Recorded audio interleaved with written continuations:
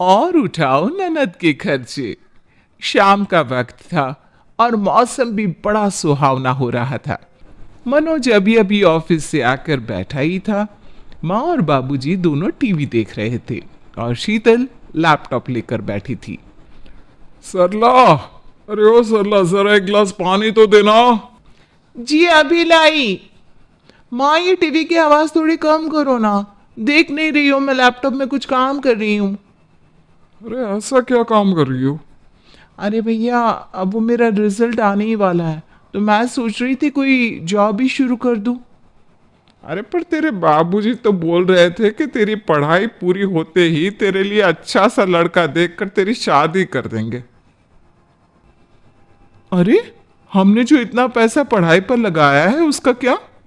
अब तो कमाने का नंबर आया है, तो इसकी शादी की बात कर रहे हैं। अभी शीतल की उम्र ही क्या है माँ? हाँ माँ जी, अभी शीतल की शादी मत करो। अभी उसे नौकरी करनी है तो पहले उसे अच्छे से नौकरी करने दो। हमारी लड़की इतनी गुणी है कि देखना, नौकरी के बाद तो रिश्तों की लाइन लग जाएगी। अच्छा ठीक है, जैसा तुम सबको ठीक लगे। कुछ दिनों बाद शीतल का रिजल्ट आता है और वो बड़े ही अच्छे नंबरों से पास हो जाती है। सब घर में बड़े ही खुश होते हैं। अभी तक शीतल की कोई नौकरी नहीं लगी थी, पर शीतल बड़े मन से हर जगह इंटरव्यू पे इंटरव्यू दे रही थी। काफी मेहनत के बाद शीतल को उसका फल भी मिल जाता है। एक दिन उसे बहुत ही बड़ी कंपनी से कॉल आता है और उसकी बड़ी ही अच्छी जगह नौकरी लग जाती है। ये खबर सुनकर सब बड़े ही खुश होते हैं। मैं ना कहती थी, मेरी ननद है ही इतनी काबिल कि छोटी मोटी नौकरी नहीं बल्कि बहुत ही बड़ी कंपनी में नौकरी लगेगी इसकी। सच में सरला, अब तो मैं इस बात से बड़ा ही खुश हूँ।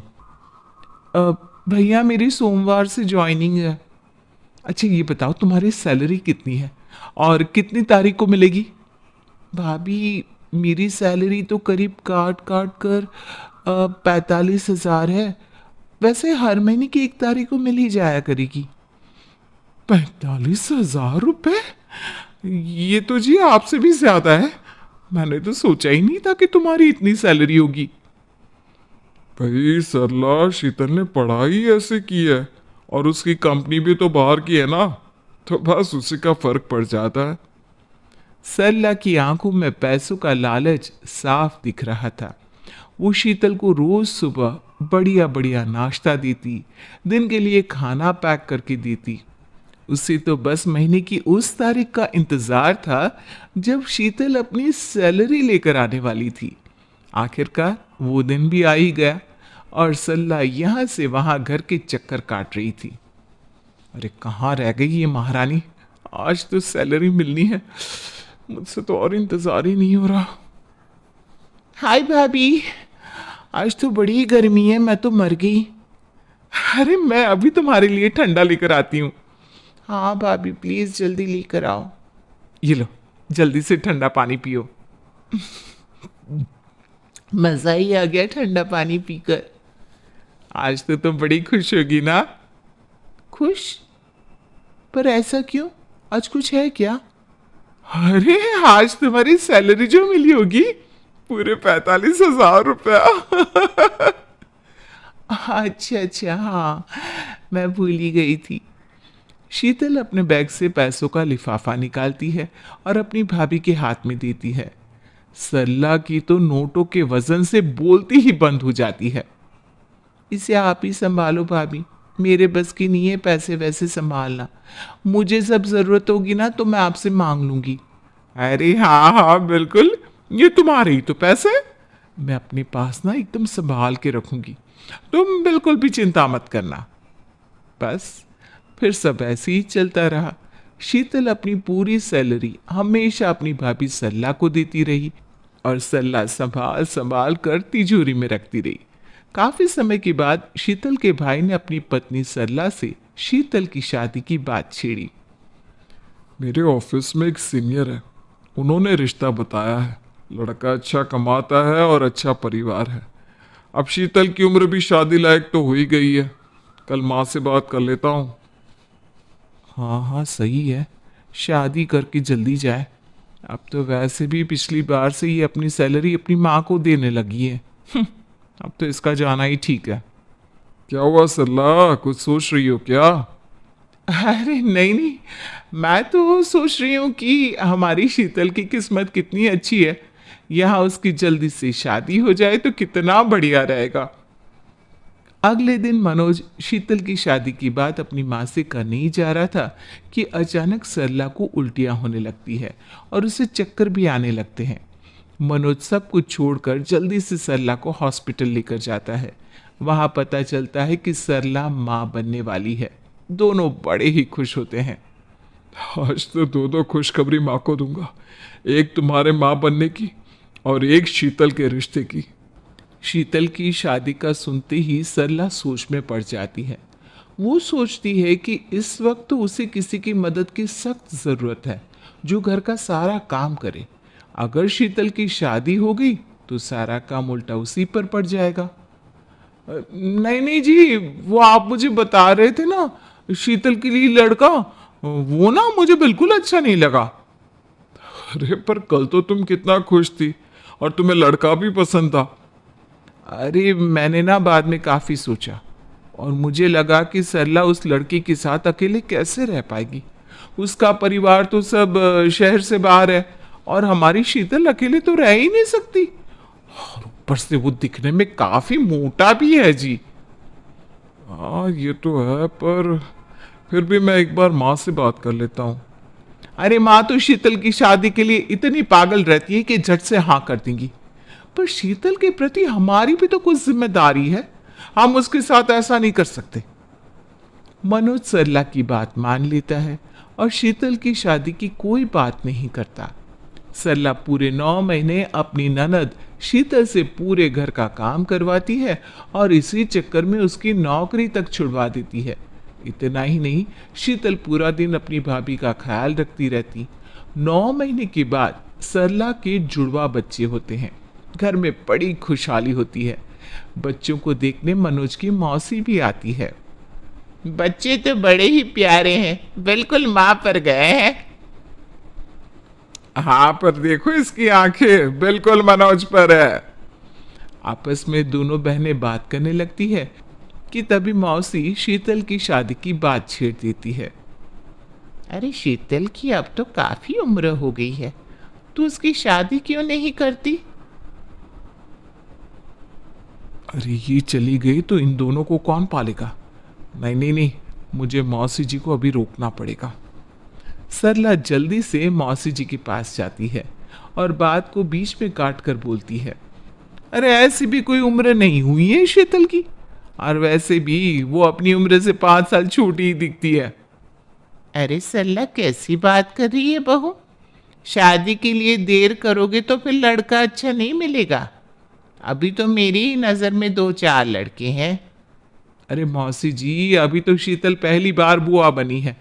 अगर शीतल शादी करके चली गई तो मेरे बच्चों को तो बुआ का प्यार मिलेगा ही नहीं ना। अच्छा अच्छा ठीक है। अरे बहन थोड़े दिन और रुक जाते हैं ना, उसके बाद मैं तुझे खुद बता दूंगी। ठीक है भाई, जैसी तुम्हारी मर्जी। सरला पूरे दिन अपने बच्चों को शीतल के भरोसे छोड़ देती है। शीतल बच्चों को खूब प्यार करती है, इसलिए उसे उनको संभालने में कोई दिक्कत भी नहीं होती। पर सरला यहाँ बस उससे अपने बच्चे पलवा रही होती है। बच्चों को खिलाना, सुलाना, नहलाना सब कुछ शीतल के सर आ जाता है। धीरे धीरे बच्चे बड़े भी हो जाते हैं और अब तो स्कूल जाने का वक्त आ जाता है। अब तो मेरे बच्चे पल गए, अब मुझे इस शीतल से क्या ही काम पड़ेगा। मैं आज ही इनको बोलती हूँ अपनी बहन की शादी करवाओ। शाम को सरला मनोज से शीतल की शादी की बात करती है। अरे तुम तो शीतल को घर से भेजने को तैयार ही नहीं होती थी और आज तुम खुद उसकी शादी की बात कर रही हो। नहीं जी, ऐसी बात नहीं है, पर क्या करूं, वो मुझे ना अपनी छोटी बहन जैसी लगती है। उसे भेजने के नाम से दिल दुखता है। पर मैं इतनी मतलबी कैसे हो सकती हूँ? अपने प्यार के चक्कर में उसकी ना सोचूं। उसका भी तो शादी करने का मन करता होगा ना। अब मैं अपने मन को समझा लूंगी, आप बस ना शीतल के लिए रिश्ता देखो। ठीक है ठीक है, मैं कल ही मौसी को फ़ोन करता हूँ, उनकी नज़र में कोई ना कोई रिश्ता ज़रूर होगा। मनोज अगले दिन अपनी मौसी को फोन करता है और उनसे शीतल के रिश्ते की बात करता है।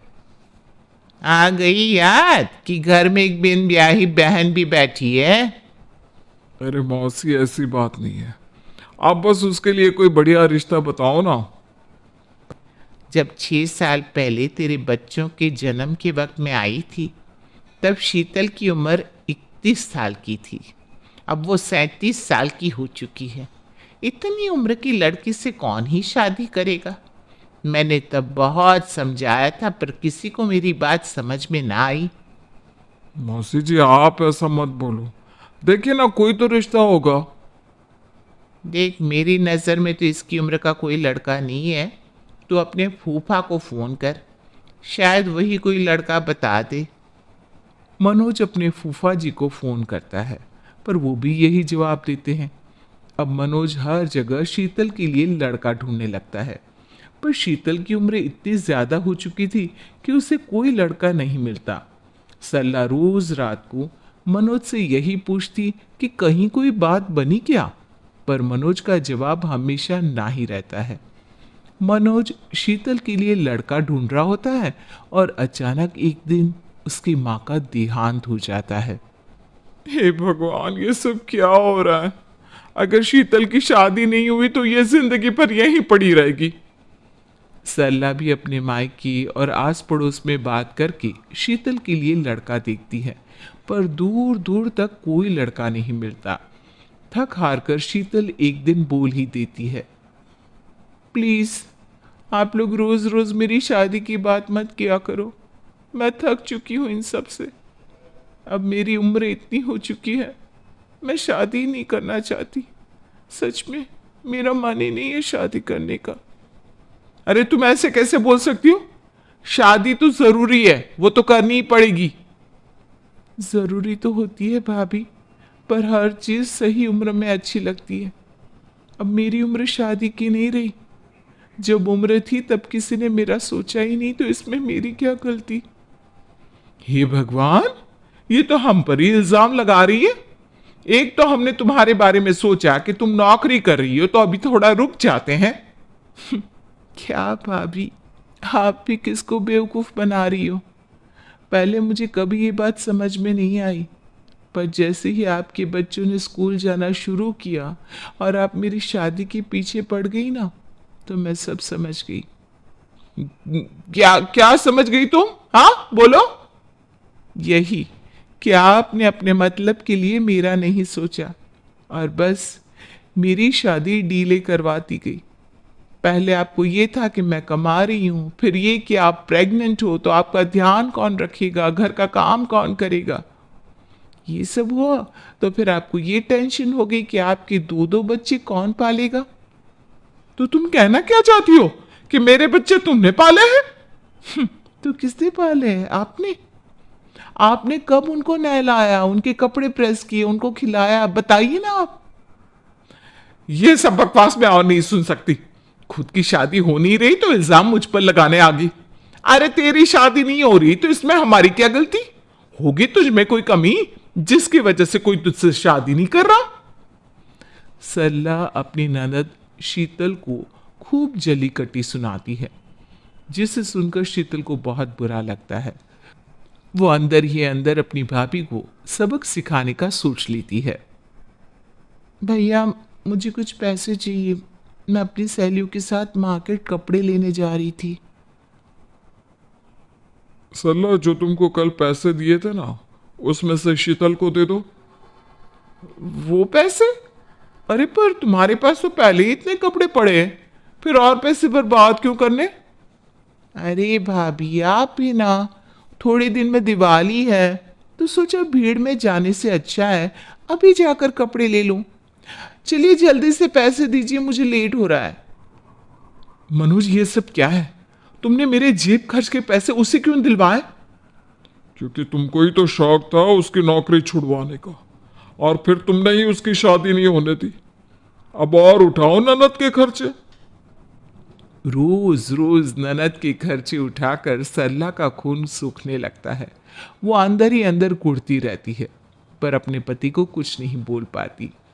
एक रात शीतल अपनी दोस्त मीना को घर बुलाती है और ढेर सारा खाना बाहर से ऑर्डर कर देती है। भाभी, सिर्फ 1200 रुपये तो देना, बाहर डिलीवरी बॉय को देने हैं। अरे अब किस बात के 1200 रुपये? परसों ही तो 4000 दिए थे। देखो तुम ना ये जानबूझकर कर रही हो, और तुम ये अच्छा नहीं कर रही हो, समझी? मैं तुम्हें छोड़ूंगी नहीं। अरे भाभी, अब मेरी जिम्मेदारी तो आपकी है ना। वक्त रहते आप मेरी शादी होने देते तो मेरे पति मेरे खर्चे उठाते, है कि नहीं? शीतल अपनी सहेली के साथ बैठकर खाना खाती है और सरला कमरे में बैठी अपने दोनों बच्चों पर गुस्सा निकाल रही थी। तभी मनोज ऑफिस से आता है और सरला को ऐसे बच्चों को डांटते हुए देख लेता है। ये तुम क्या कर रही हो सरला? बच्चों को ऐसे क्यों डांट रही हो? तो क्या करूं फिर? बताओ ना क्या करूं? पता है, जो पैसे तुम मुझे देते हो उसमें से कुछ नहीं बच पाता। सारे पैसे इन दोनों पर और तुम्हारी बहन पर खर्च हो जाते हैं। अरे मुझे भी तो जरूरत होती है, क्या करूं बताओ? अरे तुम अपनी बहन की शादी क्यों नहीं करवाते? तुम फिर से वही बात लेकर बैठ गई। तुम्हें पता तो है कि उसके लिए कोई लड़का मिल ही नहीं रहा, और अब तो वो खुद ही शादी करना नहीं चाहती। शादी तो मैं करवा कर रहूंगी, देखती हूँ कैसे शादी नहीं करेगी महारानी। बहुत खर्चे उठा लिए हमने इसके, अब और नहीं। 2 दिन बाद सरला के घर में एक बूढ़ी औरत और उनका बेटा शीतल के रिश्ते के लिए आते हैं। मैंने पहले ही बोला था अब मैं शादी नहीं करूंगी, तो क्यों बुलाया किसी को? देखो, अब वो लोग बाहर कमरे में बैठे हैं, उनकी बेइज्जती करोगे ना तो तुम्हारी ही बहन का नाम खराब होगा। वो तो सबको जाकर बोल देंगे लड़की बदतमीज है, इसीलिए अभी तक इसकी शादी नहीं हुई। मनोज शीतल को बड़ा समझाता है और वो अपने भाई की खातिर बाहर जाकर बैठ जाती है। आपका नाम क्या है? वरुण, वो लड़का हकला रहा था। शीतल और मनोज दोनों गुस्से से सरला को देखते हैं। लड़का और उसकी माँ शीतल के लिए हाँ कर देते हैं। उनके जाने के बाद मनोज और शीतल दोनों सरला से कहते हैं, वो लड़का हकला है, मैं उससे शादी करूंगी। सरला, वो हमारी शीतल के बिल्कुल लायक नहीं है। अरे तो शीतल की उम्र भी तो देखो। सरला, तुम ऐसे बोल भी कैसे सकती हो? आज शीतल की जो उम्र है ना, वो तुम्हारे बार बार रोकने की वजह से हुई है। आज तुम इतनी जल्दी कर रही हो कि बस किसी से भी शादी करवाने को तैयार हो गई। सरला गुस्से में वहां से चली जाती है। शीतल के मन को बड़ा सुकून मिलता है कि कम से कम उसका भाई तो उसके साथ है। मनोज भी सरला के पीछे पीछे जाता है। आपस में दोनों में बहस होने लगती है। शीतल थोड़ी देर बाद जब अपने भाई भाभी के कमरे के पास से गुजरती है तो अभी भी सरला और मनोज कुछ बात कर रहे थे। ये सब तुम्हारी गलती है सरला। तुमने अपने लालच में शीतल की शादी नहीं होने दी, और आज तुम्हारी वजह से वो जिंदगी भर मेरे सर पर बैठी रहेगी। अरे अगर आप ये बात समझते हैं तो बाहर चिल्ला क्यों रहे थे? क्यों शीतल की शादी उस हकले से होने नहीं दी? अरे अगर मैं नहीं मना करता तो वो खुद कर देती और बुराई आती मुझ पर। हम ये काम चालाकी और सूझबूझ से करेंगे। तुमको पता है ना माँ ने विल में क्या लिखवाया है, कि अगर शीतल ने कभी शादी नहीं की तो सारी प्रॉपर्टी उसी को मिलेगी। अब इस लाखों की प्रॉपर्टी के लिए हमें उसके खर्चे तो उठाने ही पड़ेंगे जब तक उसकी शादी नहीं करवा देते। हे भगवान, मेरा भाई भी ऐसा ही निकला। इन्होंने अपने लालच में मेरी जिंदगी बर्बाद कर दी। शीतल को बड़ा दुख होता है और वो एक चिट्ठी छोड़कर हमेशा के लिए वहां से चली जाती है। वो एक किराए के घर में रहने लगती है और वापस जॉब ज्वाइन कर लेती है। कुछ समय बाद ऑफिस में एक सीनियर आदमी शीतल का अच्छा दोस्त बन जाता है। जब उसे शीतल के जीवन के बारे में पता चलता है तो वो भी उसे अपने बारे में बताता है कि उसका भी दुनिया में कोई नहीं है और उसकी बीवी सालों पहले गुजर गई। कुछ समय बाद शीतल उस आदमी से शादी कर लेती है और खुशी खुशी उसके साथ अपना संसार बसाती है।